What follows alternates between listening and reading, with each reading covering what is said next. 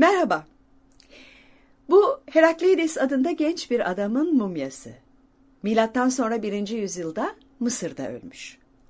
Öldüğünde 20 küsur yaşlarındaymış.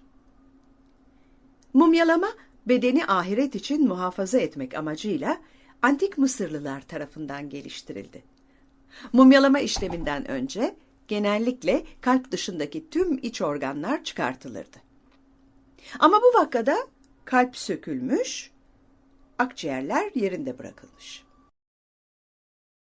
Ardından vücut tuzla kaplanmış ve bütün nem emilene dek 40 gün kadar bekletilmiş.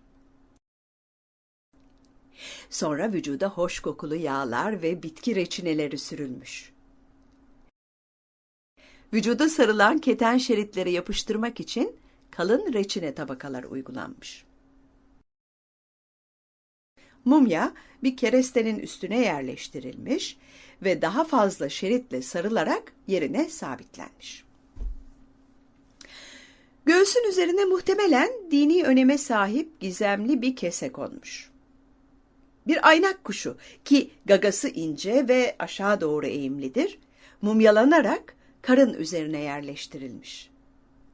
Aynak mumyalarının tanrılara adak kurbanı olarak sunulması yaygındı. Fakat bu bir kuşun ölmüş bir insanla birlikte mumyalandığı sıra dışı bir vaka. Uzun keten şeritlerle sargılar iyice sağlamlaştırılmış. Yüz üzerine üstünde Herakleides'in portresi bulunan bir levha yerleştirilmiş. Mumya geniş, keten bir örtüye sarılmış.